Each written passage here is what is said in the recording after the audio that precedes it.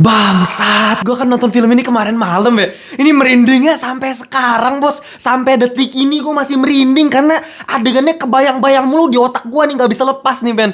Sumpah, nih langsung aja gue kasih tahu ya, gue langsung peringatkan dari awal. Mending buat kalian yang punya tripofobia alias fobia terhadap lubang-lubang kecil atau benjolan-benjolan kecil, mending gak usah nonton film Sakaratul Maut. Gak usah, sumpah. Gue aja yang gak punya tripofobia bisa gue bilang. Karena kalau ya lubang-lubang kecil biasa, gue gak terlalu takut atau jijik atau kayak gimana gitu. Tapi di film ini levelnya udah kayak jijik mampus bos. Ini bahaya sumpah. Kalau misalnya bayangan adegan itu terekam di otak gue selama 7 hari 7 malam, gak bisa tidur ini gue nih.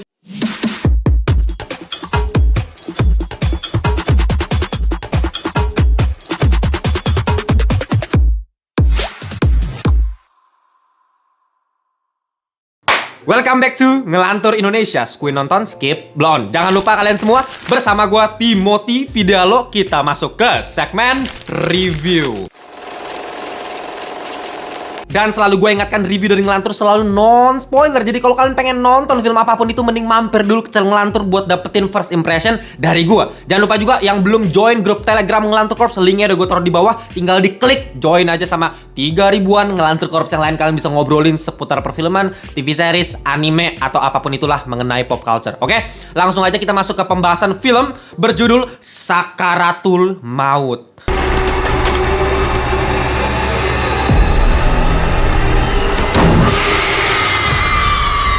Lagi-lagi sebuah karya dari seorang sutradara yang lagi naik daun ya, Mas Siddhartha Tata. Yang kalian tahu lah, film horornya belakangan ini cukup mendapat respons positif dari para netizen gitu. Kayak Malam Pencabut Nyawa yang ada kesan superhero, ada actionnya. Meskipun banyak dapat kritikan dari gue, cuman ya itu fresh gitu ya untuk film horor lokal kita. Atau tahun kemarin ada Waktu Maghrib juga yang banyak disukai sama para netizen. Tapi kali ini ada film Sakaratul Maut yang buat gue pribadi merupakan sebuah peningkatan dibandingkan 2 film horor buatannya Mas Siddhartha Tata.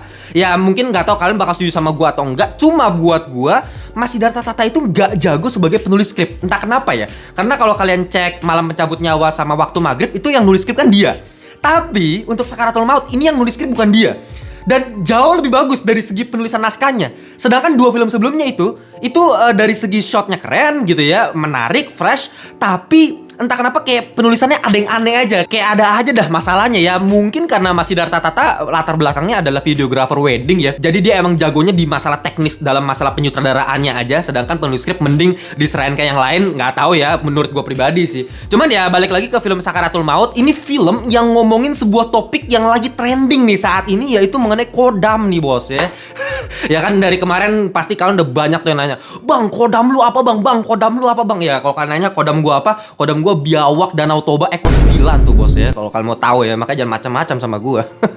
Ya untuk film Sakaratul Maut ini memang menceritakan seseorang bernama Pak Wiryo, di mana dia mengalami kecelakaan, tapi anehnya dia nggak mati-mati, dia cuma koma dan berada di tahap fase Sakaratul Maut, makanya judulnya Sakaratul Maut gitu ya, nggak bisa mati-mati. Kenapa? Karena dia punya pegangan ya, alias kodam, dan ada sebuah jin yang bersemayam di tubuhnya Pak Wiryo yang kalian bisa lihat di posternya ini. Cuma kodam atau pegangan inilah yang akan menarik audiens sampai ke akhir cerita untuk mengulik ini misteri apa yang ada di dalam film ini. Dan uniknya film Sakaratul Maut ini bisa gue bilang slow burn ya, tipikal yang fasenya lambat, perlahan-lahan tapi pasti gitu. Pembangunan ceritanya tuh pelan-pelan dari build up pengenalan karakter si ini karena mengingat ini cukup kompleks sih sebenarnya ceritanya, karena ngomongin konflik keluarga, yaitu perebutan harta warisan. Karena Pak Wiryo ini lagi ada di tahap Sakaratul Maut.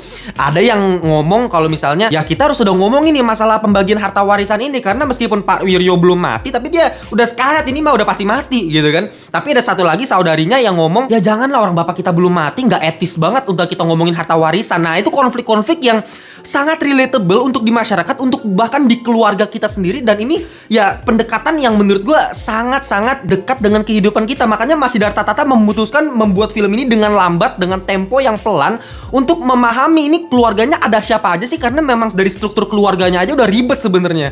Jadi Pak Wiryo punya istri pertama, punya istri kedua, ya kan. Nah istrinya juga punya anak, anaknya juga punya suami, punya anak juga gitu kan. Bahkan ada pembantu di situ yang pembantunya juga punya anak. Jadi cukup butuh waktu untuk kita bisa memahami struktur keluarganya seperti apa. Dan itu yang menurut gue sangat-sangat enak untuk kita ikutin dari awal, karena nggak perlu pakai narator kayak ayahku Pak Wiryo punya 2 istri, istrinya punya, nggak ada narator begitu gitu. Ya udah, nanti muncul satu karakter, nanti muncul lagi, nanti muncul si ini, dan kepingan demi kepingan puzzle itu lama-lama kesusun sendiri, membentuk sebuah struktur cerita yang akan kalian ketahui di akhir film dan membuat kalian oh my god, ada plot twistnya. Ya tapi sebelum kita ngomongin plot twistnya, gue pengen ngomongin dulu masalah eksposisi cerita yang ini tergolong unik ya di film-film horor lokal kita yang biasa template-nya begitu-begitu doang. Di sini, entah kenapa eksposisi mengenai kata pegangan itu pertama kali bukan dari anaknya Pak Wiryo, bukan dari keluarganya Pak Wiryo, tapi dari ibu-ibu tukang rumpi, lu bayangin. Ya, jadi nanti kalian bisa lihat ada ibu-ibu bertiga tuh tukang rumpi, dan itu bisa menjadi sisipan komedi lah di tengah-tengah film yang cukup tegang. Ya itu cukup menghibur dan natural sekali, sangat melambangkan, mengkritik bahkan kehidupan masyarakat kita, di mana ada yang lagi meninggal, malah ibu-ibu ngerumpi gitu. Dan di sela-sela ngerumpi itu justru eksposisinya itu dilakukan. Oh, ini kayaknya Pak Wiryo nggak mati-mati karena ada pegangannya. Itu omongan pertama dari ibu-ibu itu. Dan gue perhatiin di sepanjang film Masih Darta Tata banyak banget menyisipkan kehidupan masyarakat di sekitarnya gitu. Jadi nggak perlu ngomongin karakter utama. Biasa selalu gitu kan kalau film-film horor lokal, udahlah fokus setan vs manusia, udah. Tapi masyarakat yang bikin realistisnya itu nggak dimasukin gitu. Nah di sini unsur masyarakatnya tuh cukup kental ya, mulai dari misalnya konflik keluarga lagi berantem nih, dengan set lokasi tuh di pasar, jadi dikerumunin warga gitu. Ya warga lagi ngumpul rame-rame ngelihat 2 orang lagi berantem, menurut gue itu sangat mencerminkan rakyat kita gitu. Dan ada juga misalnya adegan kejar-kejaran, terus warga sekitar juga pada ikut satu-satu buat ngikut ngejar gitu. Itu kan mencerminkan rakyat kita banget. Dan secara genre film pun gak cuma melulu mengenai supernatural toh, nggak usah gitu. Drama keluarganya cukup kental dan itu cukup kompleks, dan ada actionnya juga itu, kayak ngomongin pas kejar-kejaran dengan scoring jedrum. Itu asik banget. Kita bisa dibikin tegang sepanjang nonton film ini, nggak cuma pas masalah bagian setan, tapi pas bagian action mengenai orang lawan orang, mengenai kejar-kejaran, itu banyak banget di film ini. Dan tentunya sekarang gue pengen masuk ke masalah aspek horornya. Ini yang paling penting dalam sebuah horor. Apakah aspek horornya bisa dibikin mengerikan sekali, bisa menakutkan sekali? Ya menurut gue ini film menjadi bukti konkret dari omongan gua, kalau misalnya adegan yang suspenseful gak usah pakai scoring musik, dibiarkan hening aja tanpa musik sama sekali, itu jauh lebih deg-degan sumpah. Itu berkali-kali dipakai sama Masih Darta Tata, beberapa adegan yang suspense itu tanpa musik sama sekali. Gue bahkan sampai nahan napas ya ada 3-4 kali lah di film ini. Bahkan adegan sekedar kacamata jatuh aja bisa dibikin semenegangkan itu sama Masih Darta Tata. Kan dari shot sinematografinya dia pakai pedestal shot. Jadi kalau pedestal shot itu kamera diturunin ke bawah secara vertikal ya, di bawah ranjang, karena dia ngambil kacamata, terus close up ke kacamatanya, dan itu tanpa musik gitu. Jadi kayak anjing ini bakal ada apa? Itu berkali-kali gue ngerasain hal seperti itu. Selain itu juga gue ngerasa akhirnya ada lagi nih film horor lokal yang ngasih treatment horornya tuh kayak beda aja, fresh aja, unik gitu. Kayak di film ini adalah orang jedot-jedotin kepala secara cepat. Itu kan ya gue yakin sih itu terinspirasi dari film Hereditary kalau kalian ingat ya. Itu jauh lebih creepy dibandingkan lu cuma jerut-jerutin kepala jedeng sekali, jedeng terus berdarah, biasa aja. Menurut gue jauh lebih creepy kalau jerutin kepala itu cepet jedut. Wah itu ngeri banget men. Atau eksplorasi menghadirkan setan di belakang jadi ngikutin orangnya secara jelas gitu ya, tapi tanpa musiknya. Itu lagi tuh. Biasa kan kalau setan ngejar wang gitu kan pakai musik yang dikencengin. Ini nggak usah. Ini benar-benar kayak ada sosok setan di belakang yang ngikutin orangnya, tapi nggak ada musiknya. Itu jauh kayak bikin gue bangsat, jangan cok. Gitu loh. Dan tentunya seperti yang udah gue bilang di opening tadi ya, ada beberapa treatment kayak tripofobia di sini itu yang bikin gue jijik mampus men. Gore-nya tuh bisa dibilang gore yang ke arah jijik gitu loh. Kayak gue berkali-kali nggak mau ngelihat layar bioskop. Ini pertama kali loh gue kayak nggak pernah deh nonton film bioskop tapi sampai nggak mau ngelihat gitu. Separah-parahnya adegan gue bakal tetap nonton gitu, karena gue pengen ngelihat aspek shotnya di filmnya kan, nggak mau ada yang miss gitu dari mata gue. Tapi ini kayak gue nggak kuat men, sumpah ngelihat kayak gituan. Gue bener-bener sampai gue nggak berani lihat sumpah. Ya gue nggak tahu sih ini positif atau negatif untuk filmnya. Ya mungkin negatifnya agak bahaya ya buat kalian yang punya tripofobia, tapi untuk positifnya ya berarti ini berhasil sebagai horor yang menjijikan. Tapi sayangnya ya, meskipun banyak treatment horor yang baru, yang fresh, yang secara shot itu keren banget, musik yang nggak usah pakai banyak-banyak, tapi di bagian kedua film ini, di bagian tengahnya ya, Gue ngerasa kayak Mas Siddhartha Tata kayak nggak tahu lagi tuh mau ngasih treatment horor apa yang spesial di bagian sini, terus di bagian tengah-tengahnya kayak dia tetap ngikutin demand kemauan pasar atau kemauan produser, entahlah kemauan siapa, yang pasti ada yang nyuruh dia buat naruh jumpscare sebanyak mungkin gitu. Karena di bagian keduanya tuh lagi-lagi banyak banget jumpscare yang patternnya gitu-gitu doang, jadi terkesan repetitif. Di bagian tengah gue jujur mulai bosen ya, mulai boring karena gitu-gitu doang. Pakai panning lagi ya, jumpscare udah biasa, lalu tau lah, panning sini hilang, deng. Pak, Meskipun ada beberapa yang unpredictable jumpscare-nya dan ada beberapa yang on point sebenarnya yang bisa bikin jantung gue kayak kena stun seketika, tapi secara overall masih terlalu banyak jumpscare yang nggak perlu. Terlalu di-dragging di bagian tengah. Harusnya film ini bisa dibikin lebih compact lagi menurut gua. Dan jumpscare pun cuman sekedar dimunculin buat ngagetin penonton aja. Ya lagi-lagi buat demand masyarakat Indonesia yang mungkin suka jumpscare aja ya. Tapi untuk dari segi peran pembangunan ceritanya nggak ada fungsinya sama sekali sih jumpscare. Jumpscare boleh, tapi harus ada peran untuk ceritanya. Penting nggak buat ceritanya? Itu beberapa ada di film ini ada ya. Tapi ada juga tuh jumpscare yang nggak penting. Sayangnya sih gitu. Cuma untungnya ya yang gue suka dari film ini sebenarnya gak cuma melulu ngomongin horror between setan dengan manusia, ngomongin supranatural, nggak usah konflik-konflik antar kekeluargaan gitu. Itu yang menurut gue jauh lebih suspenseful karena ya lebih deket ke kita jauh lebih gampang masuk ke perspektif karakternya karena kita mungkin udah pernah ngalamin hal yang sama seperti yang dialami sama karakter-karakter di film ini. Itu yang bikin menurut gue jauh lebih tegang ya. Apalagi acting-actingnya menurut gue cukup on point di sini. Kak Indah Permatasari yang cukup tenang orangnya, ya bisa dibilang protagonis utama di film ini ya bagus gitu ya.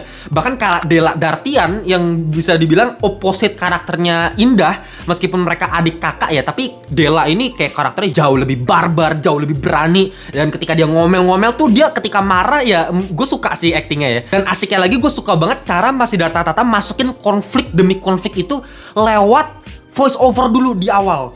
Jadi gini ya, ketika ada satu orang yang lagi dialog nih ya, dia masukin dulu nih dialog di ruangan sebelah.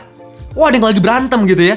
Nah, baru kita dibawa masuk ke ruangan sebelah lewat POV karakter yang ada di frame tersebut. Ngerti nggak? Jadi kita mengikuti ketegangan yang dirasakan oleh karakter si A ini ketika dia masuk ke ruangan sebelah dan dia baru enter tuh konflik yang terjadi di ruangan tersebut. Nah, barulah ketegangannya tuh dimulai. Gue suka sih berkali-kali treatmentnya seperti itu. Bahkan sampai endingnya pun ya, klimaksnya itu nggak mengenai manusia vs setan, manusia vs jin gitu.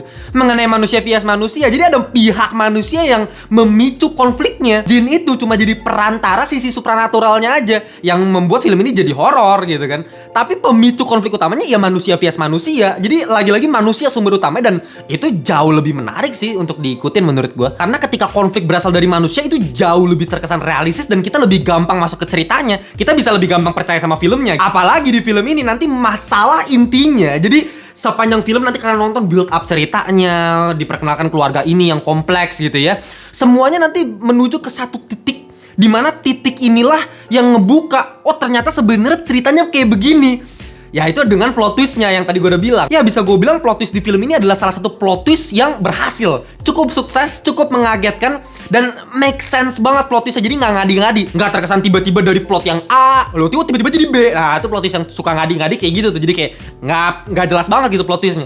Nah ini plot twistnya kenapa bisa bagus? Karena make sense gitu. Secara cerita tuh enak banget. Makanya penulisan skripnya tadi gue bilang bagus. Pantas aja pas kemarin gue ngobrol sama Kak Della Dartian sama Kak Indah Permatasari, gue tanya kan, apa yang membuat film horor ini berbeda sama film horor lokal lain? Mereka bilang kemanusiaan di film ini kuat gitu.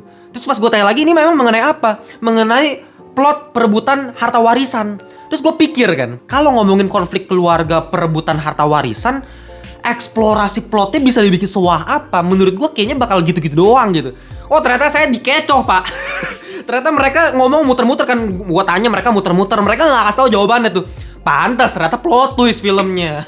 Ya menurut gue cukup keren lah plot twistnya. Gue gak tahu kalian ketebak atau enggak, tapi buat gue pribadi, meskipun yang bukan tipe mind blowing kayak shock banget, enggak juga sih. Cuman ya cukup membuat film ini terasa dimensinya lebih luas lagi. Itu pun gak semata-mata karena plot twistnya doang, tapi memang setiap karakter pun dikasih motif gitu ya, dikasih background karakter. Itu yang jarang dilakukan sama film horor lokal kita kan. Kita selalu ngomongin cuma jumpscare, setan vs manusia, dan gitu, selesai. tapi nggak pernah ngomongin eksplorasi karakter, pendalaman karakternya seperti apa. Oh dulu karakter seperti ini, kenapa dia sifatnya seperti ini? Oh karena ada latar belakangnya seperti ini. Itu jarang banget. Dan itulah yang membuat film Sakaratul Maut ini terasa jauh lebih spesial dibandingkan film horor lokal lainnya. Ya balik lagi, meskipun di act 2 nya terkesan flat, nanti di bagian ending bakal menaik kok intensitasnya, bakal dibikin tegang dengan penggunaan shotnya. Aduh, Siddhartha Tata keren banget men, dia pakai long take dari ruangan ke ruangan, kejar-kejaran, itu cakep banget sih. Ya kalau aspek teknis masalah kamera nggak usah ditanya, Mas Siddhartha Tata dia videographer wedding ya, udah pasti shot-shotnya cakep-cakep semua gitu. Apalagi scoringnya juga cukup elegan dan pas banget, selalu memberikan dampak dramatis yang pas untuk setiap scene-nya gitu, nggak terkesan alay kayak film-film horor belakangan ini. Sayangnya paling terakhir, meskipun klimaksnya udah mantep ya di bagian akhirnya, entah kenapa penyelesaian ceritanya lagi-lagi tuh kayak kurang aja gitu. Kayak diselesain begitu aja, kurang adanya urgensi, motivasi tambahan untuk selesai ceritanya. Terkesan kayak ya udah durasinya udah segini, kita selesain aja deh. Jadi kayak kurang dapat aja sih endingnya, terkesan maksa kalau buat gue pribadi ya. Sayang banget sih endingnya menurut gue. Lagi-lagi kenapa ya belakangan ini film-film Indonesia yang bagus endingnya selalu bermasalah ya. Ya tapi dengan adanya film horor kayak gini aja udah bikin gue kaget. Ternyata kita bisa punya potensi untuk ngebuat film horor yang mateng, rapi loh ini film. Gue suka banget sih. Ya kalau kalian tanya final score untuk film Sakaratul Maut, gue bakal kasih 7,2 alias mediocre. Gila, horor lokal di atas 7. Kapan lagi gue kasih begituan? Ya meskipun ada sih beberapa film horor di tahun ini yang nyampe 8. Oh paling sih Kisah Kubur doang sih. Tapi ya film ini buat gue termasuk yang rapi, eksekusinya enak, tegangnya dapet, karakternya dapet motivasi yang jelas, penggunaan scoringnya juga pas, nggak melulu setiap adegan harus pakai musik. Ini baru film horor berkelas sih menurut gue. Oke, kalau kalian punya pendapat yang berbeda tulisnya di kolom komentar, dan jangan lupa buat kalian yang belum join membership community dari 1000 per hari bisa join di Critical Thinking dan bisa upgrade di Ngelantur Thinking buat dapetin pembahasan seputar movie lovers panel. Gue bisa bahas seputar edukasi perfilman buat kalian. Oke, itu aja dari Ngelantur. Kita jumpa di video berikutnya. Bye bye semuanya.